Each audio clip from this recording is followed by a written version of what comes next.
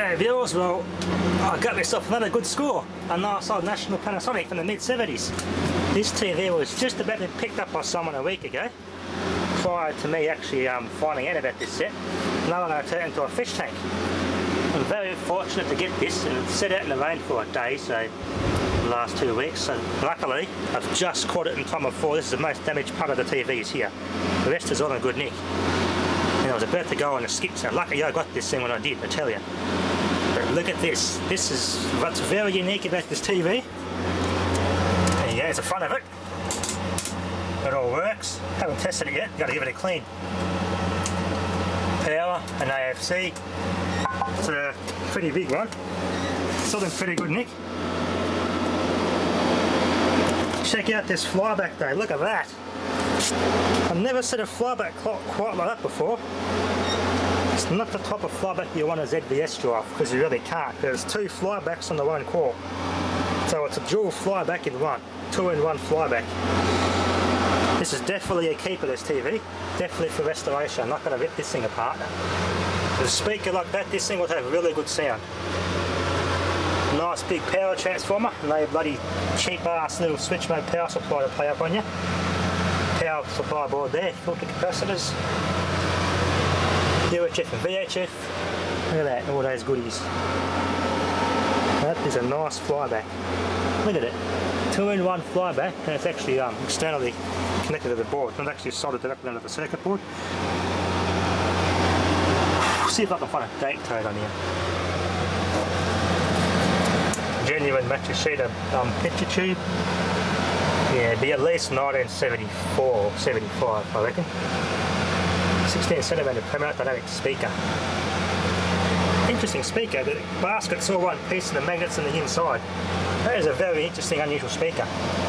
It's a good thing about vintage electronics. Everyone had their own design in the way things are made. There's in there. The other type of cabinet, like my General, not that plywood crap. I'll give it a good clean and see if we can, this thing's going to work. Just got to get your modulator out and plug it in, get some signals. The old TO3 transistors, Toshiba. Yeah, she needs a bit of a clean, this thing's dirty.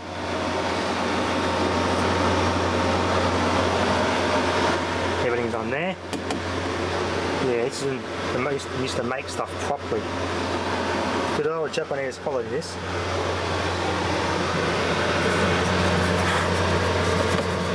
Obviously an inline gun, not Delta. Good old heavy duty clamps, so you don't even need the tools, you just do them by hand. Quite like that. Nice metal bonded yoke, there's little magnets up here. Interesting how they're there to tune the field, the direction of the beam.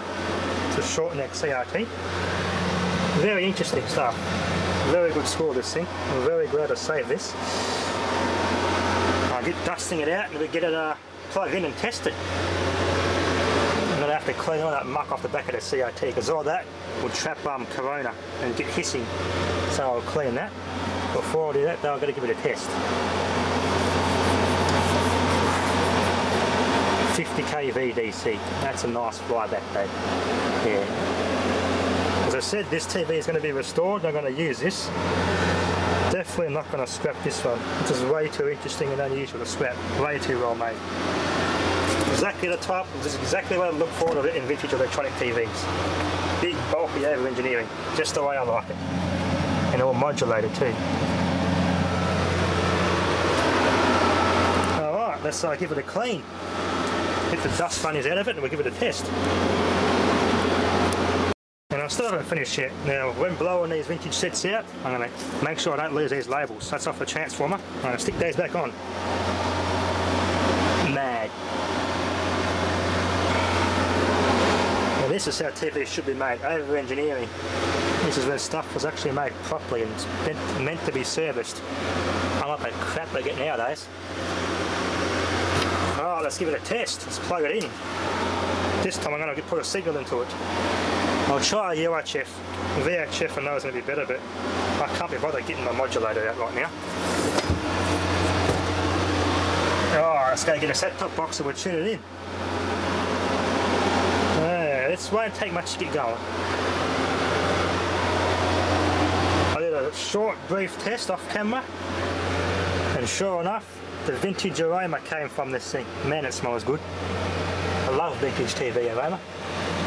Everything works. The picture control on the front's really, really flaky. The picture don't come on. I have to fiddle around with the control on the front to get it to come on. But that works.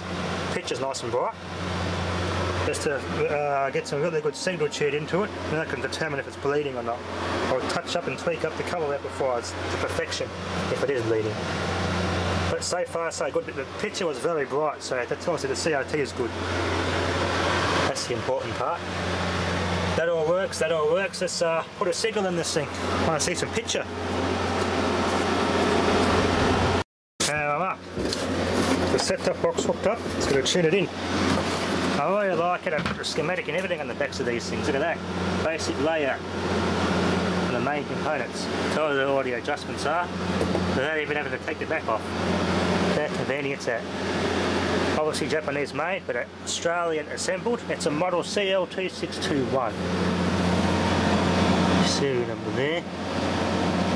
2A7G5 something something 6, and it matches the serial number in there, which is there. So it would have been assembled in Australia. The cabinet and everything would have been made in Australia, and the parts, CRT and the circuit boards, all the electronics imported from Japan and assembled here. Would have been in Sydney, and there's a mate.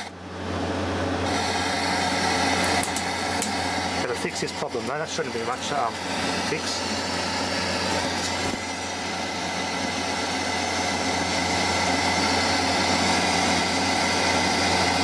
Getting back, going the wrong way. But at least this tuner's not seized.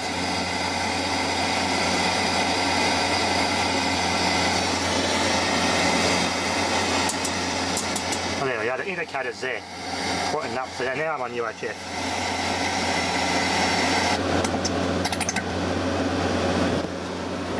Turn AFC off. Not a bad picture. Nice and loud, good sound.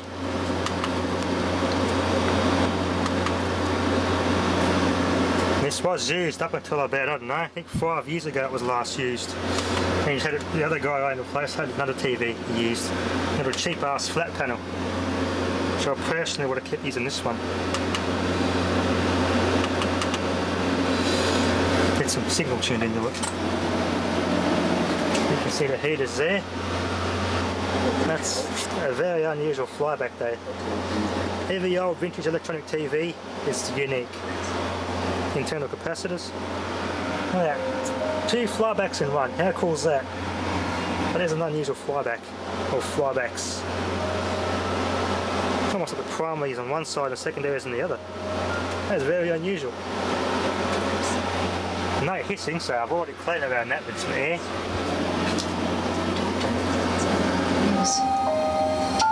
You forgave me. Good sound. Very good sound. She never had a name. But it would have been nice. Yeah, dirty brightness control. Whoa! That's a very good sound performance. Colour. Automatic gain control. Or automatic frequency control. Goes away, see? So it's just the way it's tuned in. I don't want to show too much of copyright, but you know what the bloody things. I'll cover this window, give you a good view. But so far I'm liking this. I'll give it a careful tap of the circuit board for some dry joints.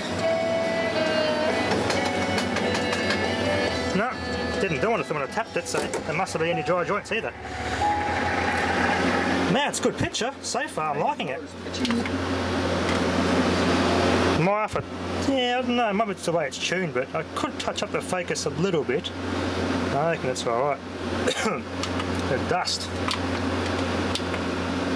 There you go. We've got some vertical rolling issues. Things are gotten dirty. Yeah, the vertical. Where's vertical hold? In there, and it's just must with this one. I'll adjust that. Yeah, it's just got dirt and shit in the pots. There you go.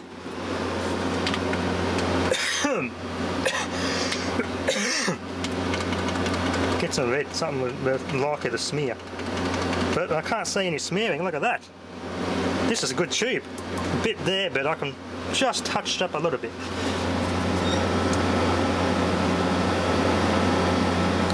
It's actually not too bad at all. This pitch control is very touchy though. Very touchy. Sharpness, that's a dirty control. Yeah, I'm going to need some contact cleaner in this, big time.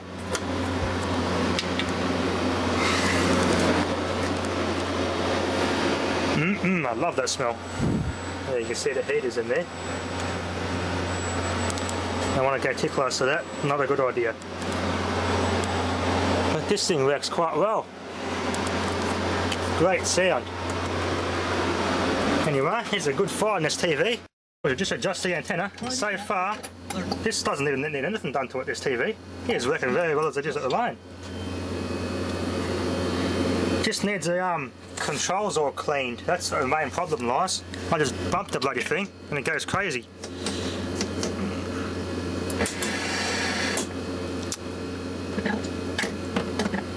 Come on, dusty old things. Let's see. But the vertical hold came up alright. I was very bumped that with the antenna cord and she started going crazy, so they're in a pretty dirty, vulnerable spot, but other than that, this thing's working quite well.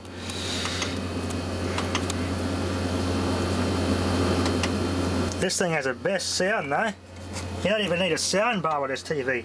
To get the performance of sound out of a flat panel these days, you have to buy an expensive sound bar to match the sound performance of this TV. Live and exclusive on Fox Sports. The power in that so speaker, much more. unbelievable. 40 outstanding channels, including A lot of bass. For something like this, it's awesome. And kids shows. Man, this is pretty much a flat panel TV of then with a sound bar built in.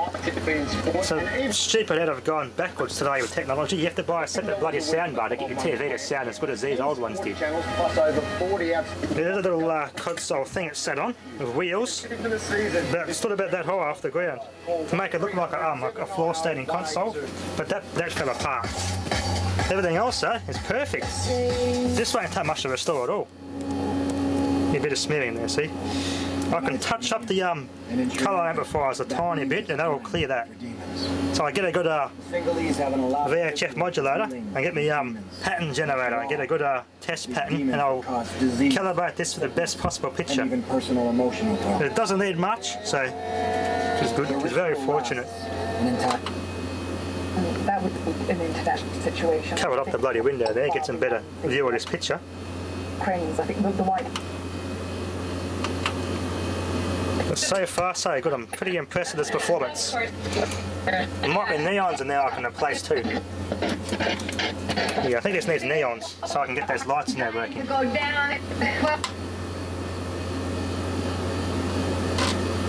Yeah, typical DTV, you gotta love it. So what? Yeah, this never actually had a set-top box plugged into it. So when I switched over to digital TV back in 2010, that's when this stopped getting used because this had a VCR hooked up to it. And as soon as this got stopped used, they got the old other guy who owned this one before I did. Got a flat panel. I just left this, just set the flat panel on top of it, and that's it. Well, I'm very glad I say this thing can go onto the tip, that's for sure, or being turned into a fish tank.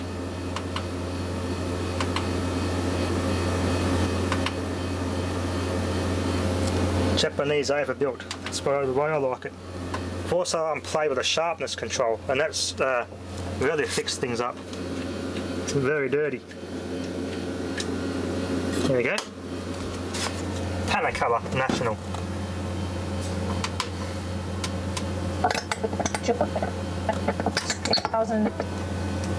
Good old National Panasonic.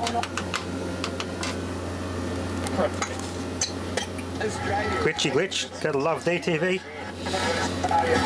Quite a good picture though. Colour down, colour all the way up. That's better, it's getting better. Contrast. And brightness. Yeah, as I play with the controls I'll get better. You see on the red there's not much bleeding at all. Anyway, the next thing's left to do was finish cleaning this out, put the decals back on the chassis where they came from, and do an overall general cosmetic restoration, and that's it. Just needs a bit of contact cleaner and we're good to go for the electronics. Electronically, this thing's bloody good. Wow, you sold like us. And it was easy. A lot. Yep, they have a qualified data advisor looking for properties like mine. That's a nice flyback though. Never seen one quite like that before.